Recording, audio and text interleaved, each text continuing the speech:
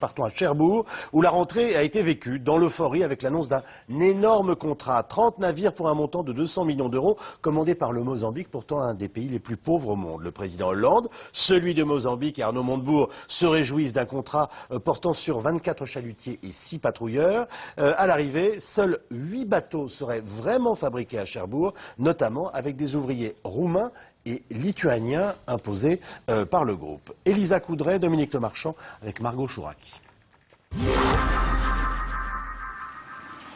À Cherbourg, une cinquantaine de travailleurs roumains et lituaniens ont été recrutés par le chantier naval des constructions mécaniques de Normandie. L'enjeu, honorer une commande record signée avec le Mozambique il y a 2 mois. On concerne notre emploi, on est quand même 350 à travailler là. Il y a plein d'autres entreprises où il y a de la main-d'œuvre étrangère et si on n'avait pas ça, on ne bosserait pas nous tout de suite. Donc voilà. Je pense qu'il n'y avait pas le choix de le faire. Pour rester compétitive et avec des prix qui sont cohérents avec ce qui peut être fait à l'étranger. Je sais qu'on a 2 ans de travail, donc c'est déjà pas mal. Bon, c'est vrai que ça aurait été mieux d'avoir l'embauche régional, je dirais, ou national, et puis tout soit fait ici, mais bon, à notre niveau, je crois que c'est plus nous qui décidons. Pas de quoi scandaliser les salariés donc, qui viennent d'échapper à un éventuel plan social.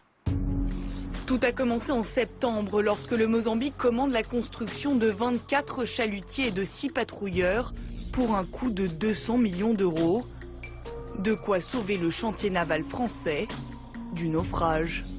S'agissant des suites que nous donnerons à ce contrat et au prochain contrat, le gouvernement est déjà engagé dans un travail de soutien aux constructions mécaniques de Normandie sur un certain nombre de plans. L'entreprise a les capacités qu'il faut pour vendre des bateaux. Et ce que je peux vous dire aussi, c'est que l'entreprise est très appuyée par le gouvernement actuel pour vendre encore plus de bateaux. Cet homme d'affaires franco-libanais a réussi à conclure un contrat colossal avec le Mozambique, l'un des pays les plus pauvres du monde. L'occasion pour François Hollande de recevoir chaleureusement son président.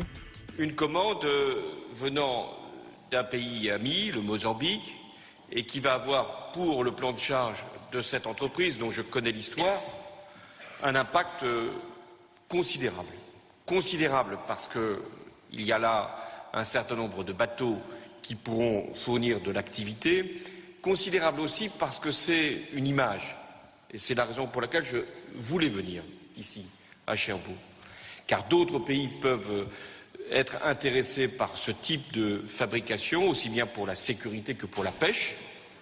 En réalité, sur les 30 bateaux commandés, au moins 16 seront construits en Roumanie, où le coût de production est 2 fois moins cher. Et là, on voit bien en fait que c'est une opération purement financière, visant à délocaliser une partie de la production pour entrer dans un marché et garantir les bénéfices à l'actionnaire. Oui. La CGT estime qu'il n'y aura finalement que 8 bateaux fabriqués à Cherbourg et la direction a dû recruter à l'étranger plutôt qu'en France, faute, dit-elle, de main-d'œuvre qualifiée. Il y en a encore aujourd'hui qui sont en chômage technique. Donc on aimerait bien déjà que, avant de faire appel à de la main-d'œuvre étrangère et sous-traitante, que les salariés ne soient plus au chômage technique, qu'ils puissent tous travailler dans l'entreprise.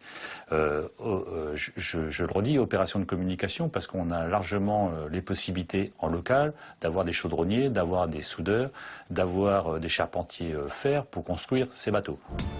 Trop beau pour être vrai. Si le contrat soi-disant historique passé avec le Mozambique assure la survie du chantier de Cherbourg, il est loin de célébrer le Made in France.